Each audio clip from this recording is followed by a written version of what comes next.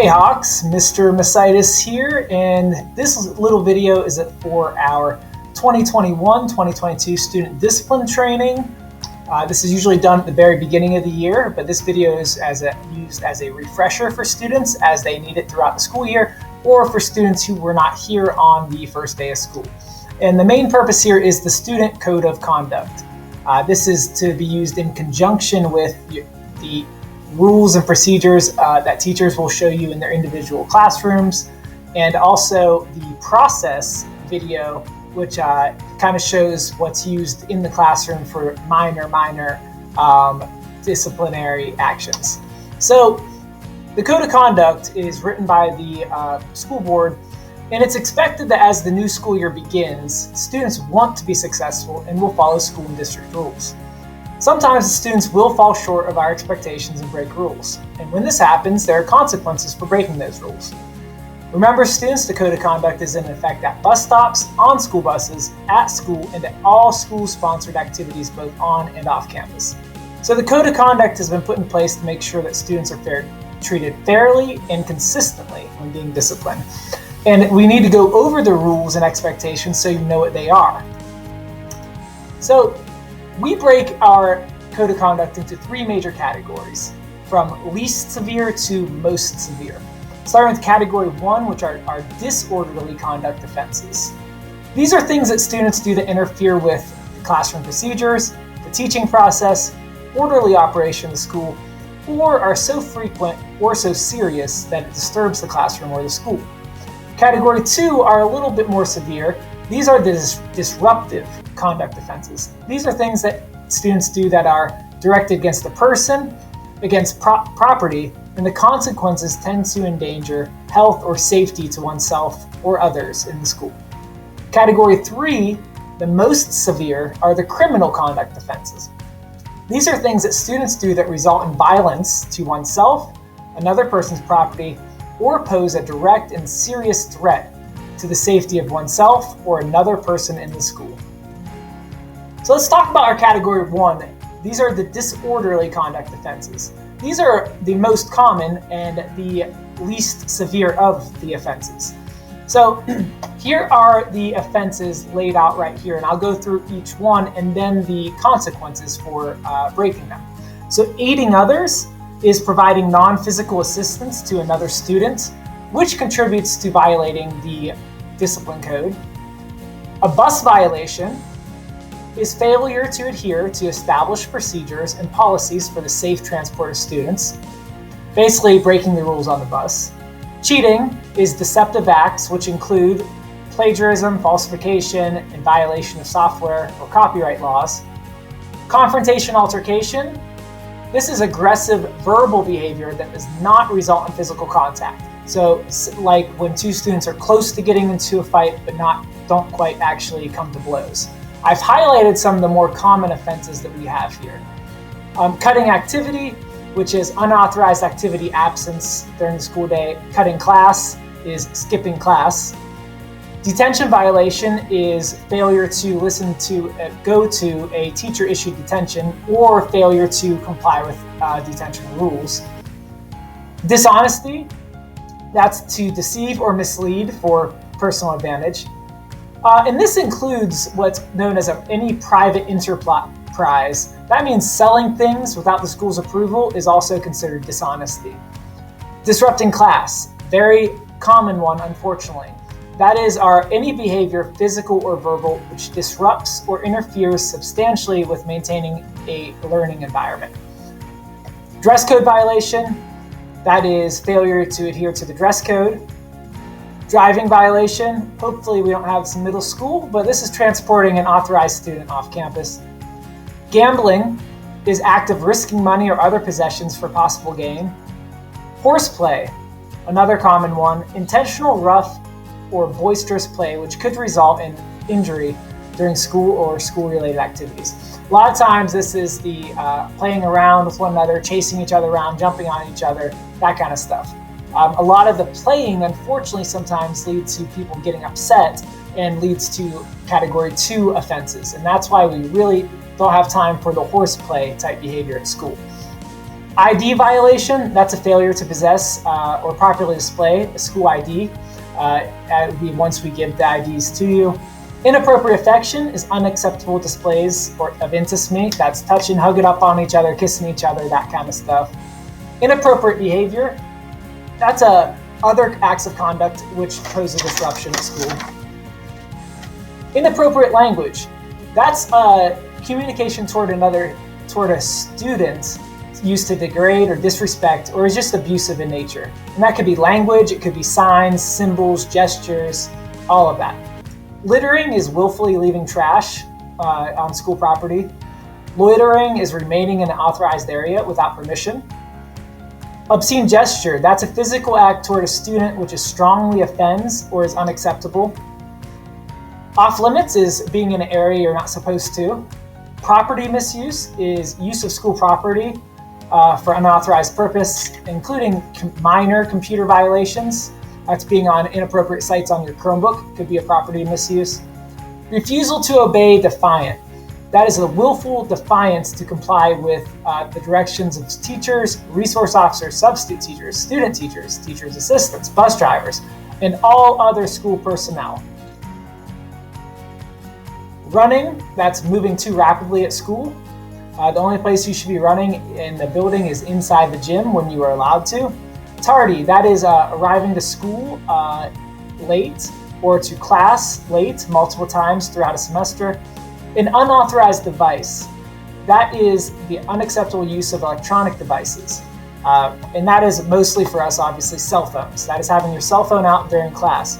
Remember, our cell phones can only be used in the free zones, which is the gym for 6th and 7th graders before school starts, or cafeteria for 8th graders before school starts, and in the cafeteria during lunchtime, and at the very end of the day or the back of the school for car riders once the day is over.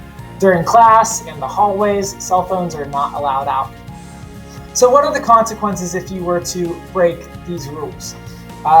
First offense, you have a warning conference or an in-school suspension. Now remember, at Alice Drive, we call our in-school suspension CPR, which is the Center for Personal Responsibility, because the goal there is not just to punish you, the goal is to help you learn what you did wrong and how to avoid that in the future. That's the whole point of discipline, is to help you learn how to avoid those actions in the future. Second offense will lead to in-school suspension and a school counselor referral, where you could talk to a school counselor to try to figure out how to avoid this in the future. Because on your third offense, you'll receive 1 to 3 days out of school suspension, and a parent legal guardian conference will have to happen. In order for you to come back into the school, we'll have to have a parent conference with your parent or legal guardian. Fourth offense could be 3 to 5 days out of school suspension. Fifth offense is 5 to 7 out of school. And on your sixth offense could be a recommendation for expulsion, where you will be taken before a hearing board, and the school resource officer and the school hearing officer, that is, will make a determination on what needs to be done with you for the next semester or however long is decided. So that's our category 2 offenses. Our category 2 disruptive conduct offenses are a little more serious, and therefore the consequences are a little more serious. So bite, pinch, or spit, that's intentional acts which are intended to inflict pain or emit bodily fluids. Bullying, which is a big one, and by big one I mean a major offense, is a gesture that could be electronic, written, verbal, physical, or sexual act that takes place on school property, where a reasonable person should know that the acts will have an effect of harming a student, either physically or emotionally, or placing a student in reasonable fear to his person or damage to his property, or has the effect of insulting or demeaning any group of students in a way to cause substantial disruption. Computer violation, that's accessing inappropriate websites, unauthorized systems, or tampering with equipment. Cutting school, that's just skipping school completely. Cyberbullying, that's bullying through email or anything online, especially using the Chromebook. Failure to comply with disciplinary action, that is willful compliance with action taken. Non-compliance, meaning you don't listen to something that is told for you to do by an administrator. That would be like you were assigned CPR and you just did not go. That is a failure to, or breaking the rules in CPR is failure to comply with disciplinary action. Fighting, that's the act of two or more persons involved in a physical conflict. I will say about fighting, a student who is attacked may use reasonable force in self-defense, but only to the extent to free himself or herself from the attack and notify proper school authorities. Any student who exceeds this reasonable force may be disciplined even though he or she may not have provoked the fight. Meaning, if someone were to randomly come up and hit you, you are allowed to push that student off to get away. But if you were to start fighting back with that student, even if you didn't start the fight, you're still going to be considered fighting. Best thing to do in these situations, we find that fights don't happen randomly. Most of the time it means that something is going back and forth. If you have something brewing with other students, you need to tell an adult so that we can intervene and make sure that we can nip it before it becomes a big problem.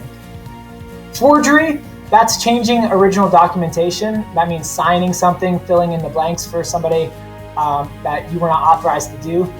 Harassment is anything that it could be written, verbal, physical, or sexual act that under the same thing, similar to the bullying, a reasonable person would know that it's going to be harmful to another person physically or emotionally or to their property. Hit, kick, push is to forcibly strike a person, trying to hurt them. Inappropriate physical contact is unwanted touching of another person without that person's consent. Intimidation is physical, verbal, written, or electronic action which immediately creates fear of harm without displaying a weapon and without actually physically attacking that person. Larceny or theft is stealing, it's unauthorized taking or removal of property. Leaving school is departing campus without permission. Major disruption is any behavior which causes an excessive disruption during the school day or school activities.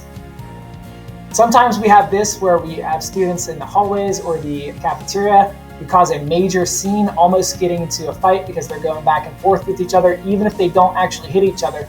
It could be considered a major disruption because there's, in the cafeteria, the hallways, there's so many people that is a major disruption to the school and is potentially very dangerous. Other offense, that's just a blanket statement for any other conducts that pose a safety or health concern. Profanity is communication which is used to degrade, disrespect, or is abusive in nature. Usually this would be toward an adult in this case. Sex violation is a conduct of a sexual or indecent nature. Threat is communicated intent to cause someone pain or fear or injury, or to fear injury or harm. Throwing objects, that's propelling objects on school property. That includes the bus and the bus stop. That's a serious offense that sometimes students don't understand. Throwing things is a category 2. Tobacco is the use or possession of smoking devices, and that includes smoked cigarettes, cigars, and smokeless products, and electronic cigarettes or vapes. Trespassing is being on school property while under suspension, meaning if you are suspended from school, you are not allowed on school property. And vandalism is willfully destroying something on purpose, damaging or defacing school property. So for these offenses, the consequences are much higher than the category 1. On your first offense, you could be suspended 1 to 5 days out of school, and you will have a school counselor referral. On the second offense, 3 to 5 days out of school suspension, and you'll have a parent-guardian conference. On your third offense, 5 to 7 days out of school, and on your fourth offense, you could be recommended for expulsion. Notice these offenses with the stars beside them. You could be recommended for expulsion after just the second offense for bullying, cyberbullying, harassment, intimidation, or threat, or fighting. Any of those could get you recommended for expulsion on just your second offense. Our category 3 offenses are the criminal conduct offenses, and those are the most serious offenses. That includes aggravated assault, which is a unlawful attack against someone where you use a weapon or show a weapon in a threatening manner. or where the victim suffers very severe injuries. Alcohol liquor violation is bringing alcohol to school. Arson is setting anything on fire or using an incendiary device. Bomb threat is making a false report about a bomb or having something that looks like a bomb that you set up in the school as a hoax or a prank. That is considered a bomb threat. Bribery is offering, giving, or receiving anything of value to sway the judgment or action of a person. Burglary is breaking, entering illegally into school property with the intent to steal. Contraband is any property that is illegal to produce or possess on the property of Sumter School District or any school-related activity. Contract violation would be failure to follow the guidelines, procedures established in a school strict probation contract. Sometimes a strict or school probation contract is drawn up for a student, whether when they either had been recommended for expulsion before or close to being recommended for expulsion, as a way just to let the student know where they stand in terms of their discipline process. Drug distribution is having any drugs on the school campus. It's the intent to sell them.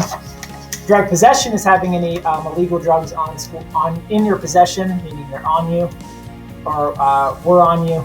Drug usage is using any illegal drugs at school. Embezzlement is unlawful misappropriation of money or property that somebody put in your care. Extortion is trying to get money or property or anything else of value from others. Fire alarm is to deliberately pull the fire alarm when there is no fire on campus.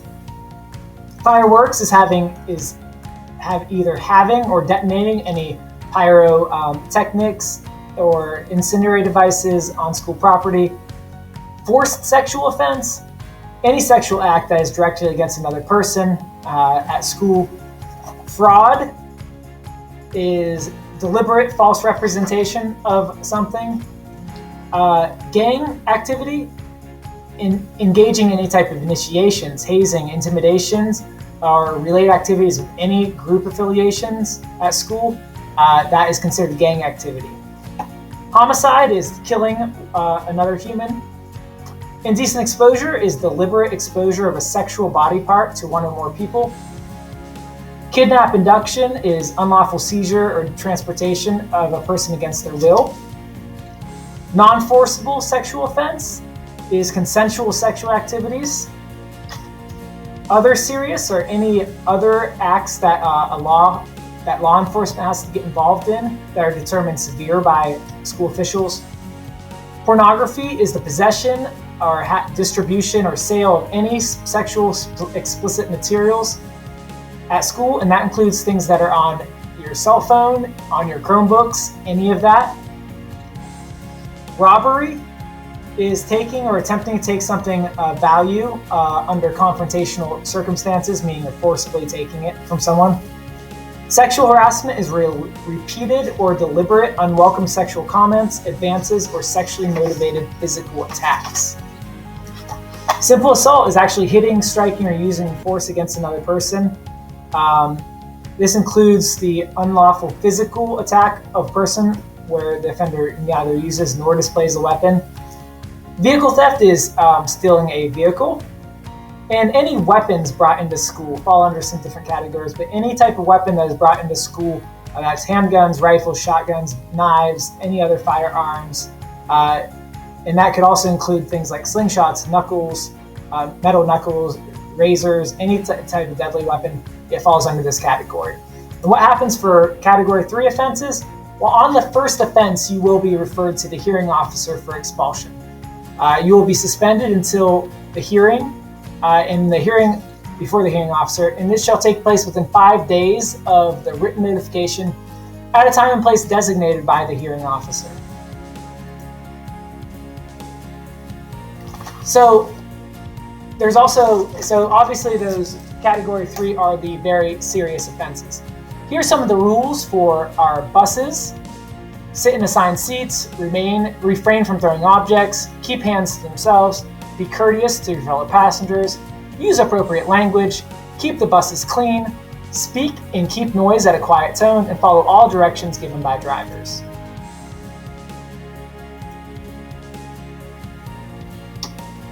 Remember that many students use buses as their main source of transportation, and while on the bus, all the school rules do apply.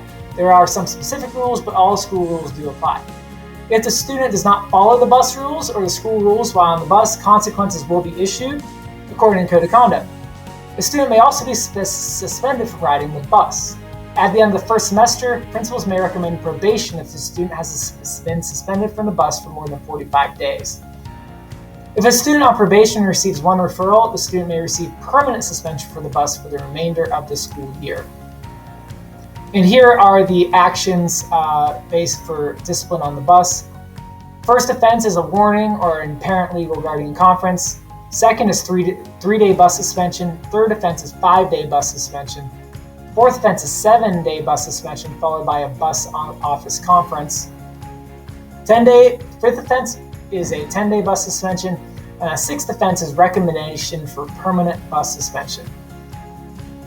And the principals may add or substitute other day, 3, 5, 7, 10 days or more for any point in time for these, depending on the severity of the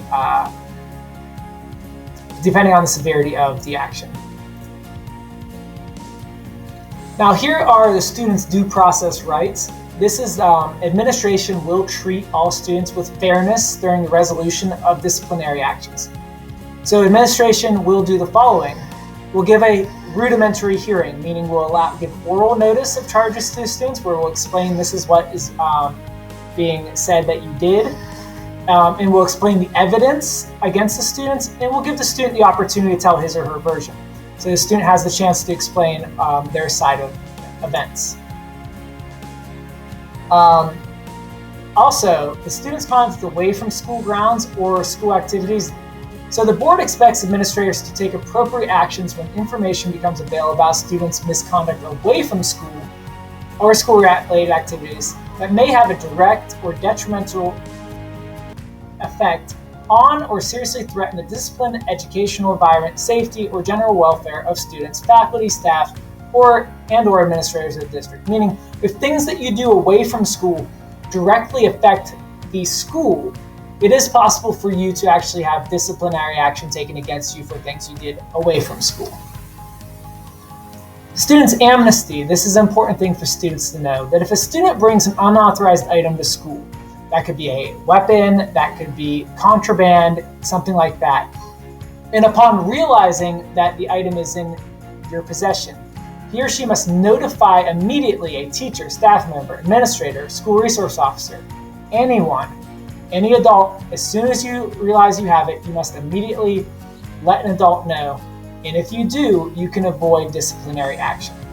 If you choose not to submit the item, unauthorized item to school officials, and you're found in possession of it, you will be subject to the disciplinary process.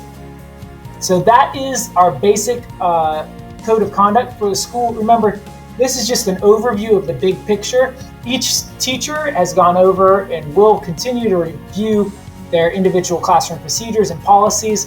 We also have our process, which explains for our classroom management, and also our whole RISE matrix, which is our respect, integrity, support, and excellence that we expect in different areas at school.